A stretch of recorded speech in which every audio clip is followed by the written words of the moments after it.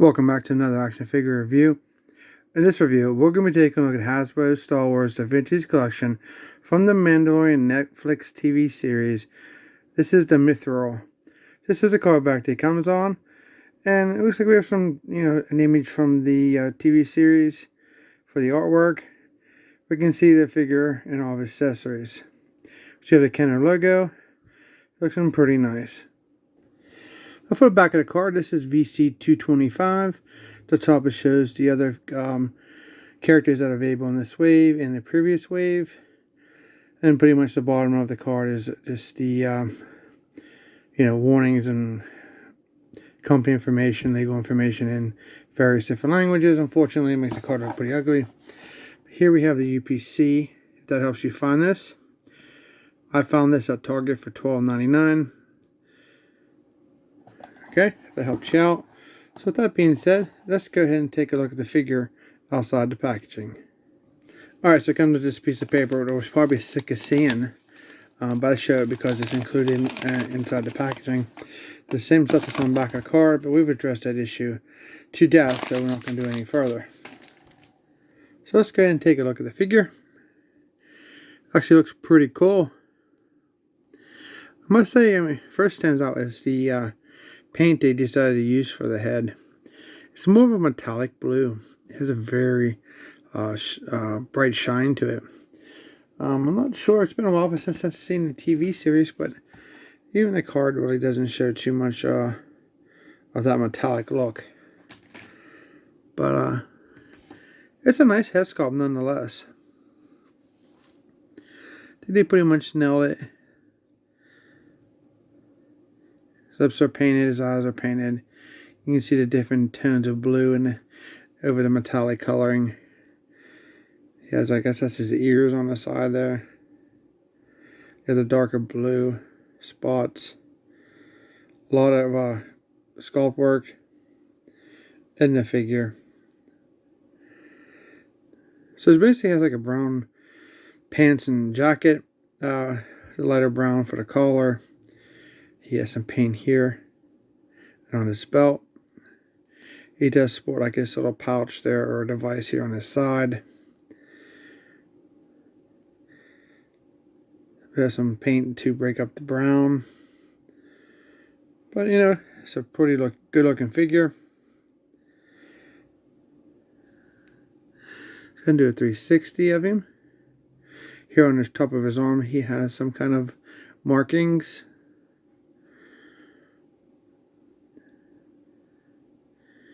You can see on the back, we have that paint here on his upper arm on this side also.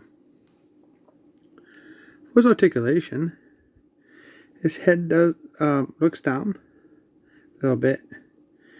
Not too much up because the back of the head hits that collar of his jacket. We have a side to side. We can get a 360. It is on a ball joint, so yes. Arms on a ball joint. They do rotate 360. They go up about this far, I believe. Yep. We have rotation at the elbow, 360. We do have bendable elbows. Gets us more than 90, which is fantastic. Anything better than 90 gives us those really nice deep bends for, handling accessories. So for his wrist, let's see what we got here. We have a 360. And it looks like this wrist is up and down like this. So we can do this. That's pretty good. And on this wrist we have the same thing. The up and down on the hand. So we don't have any in and out on the hand. So just basically up and down. We have some upper ab articulation. Get some side to side there. A little bit of an ab crunch, back, forward, and we got a 360 rotation there. Yep. For the waist, so these are different legs. So no, they're the same. Okay, these are those legs that you have to get up in here and get a hold of those joints. They're positioned on the side here, very stiff.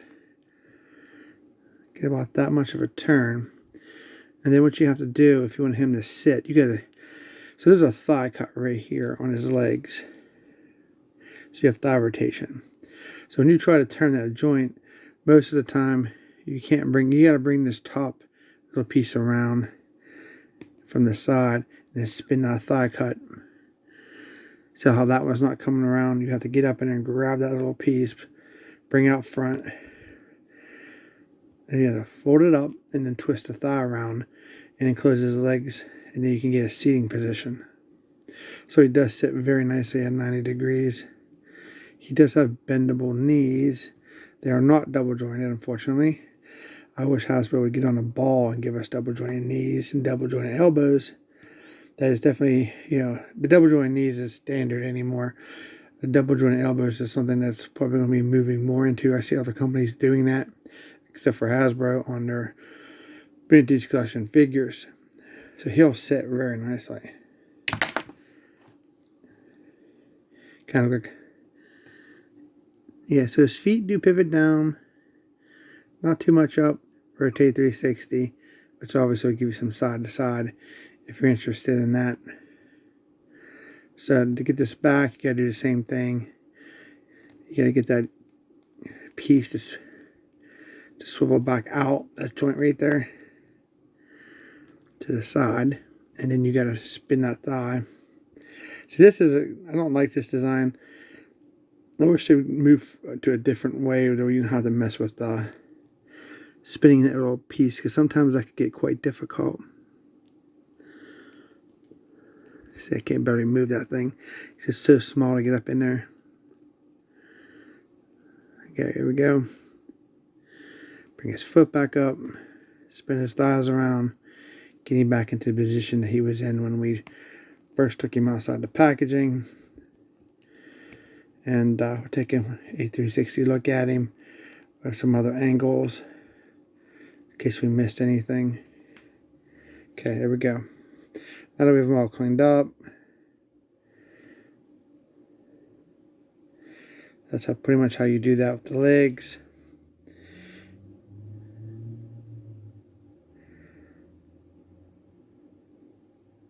Pretty cool. That's pretty unique head sculpting and the color palette that they used for him. So let's go ahead and see how well he stands. Pretty good. Let's take a look at his accessories. So it comes with a total of 4 accessories. They're very, very small, so these can be lost very easily. Here we have a holographic image, I believe, of the character. So we have the translucent blue, more clear here at the bottom of the base, where there's a brown, where the hologram comes out of. Then have his top piece across the top. Pretty well detailed for being such a small piece to even hold on to. It kind of looks like the character. It can definitely resembles the figure. Next up we have this device. I'm not sure what this is, or I don't remember from the show, but it is basically a silver device, almost like a little torch, or it could be something else. I'm not sure.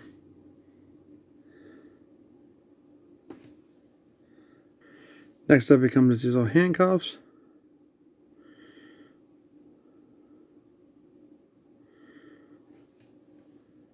And lastly we have his blaster.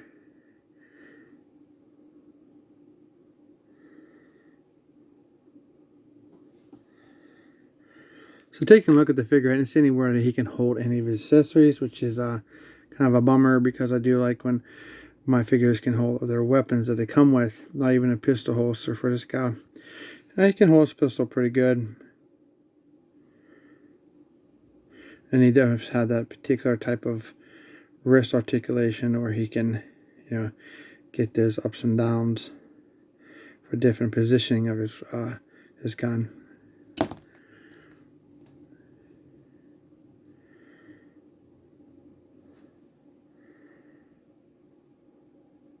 He can't hold the other device, so I'm going to guess it's some kind of torch or something. But you can see how well he can hold that. This little piece on the back hits the top of his hand.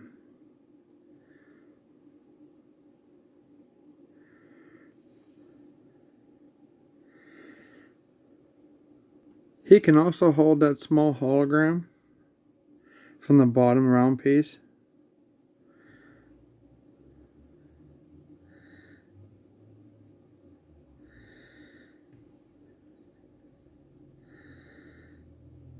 It's pretty cool.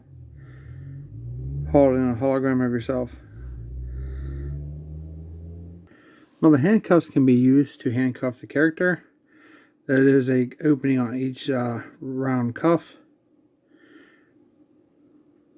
It's pretty cool. Alright, yeah, that's a pretty cool figure. I do recommend it. It's like $12.99 at Target for retail value. I really don't have any complaints about the figure besides the lack of the ability to put his accessories on his person. But awesome. Kind of unique paint on the head, but you know, it's not too bad. So, hope you guys enjoyed this review. If you did, don't forget to subscribe, hit that thumbs up, like and share the video, and comment down below if you have any questions, comments. And as always, thanks for watching, and we'll see you in our next review.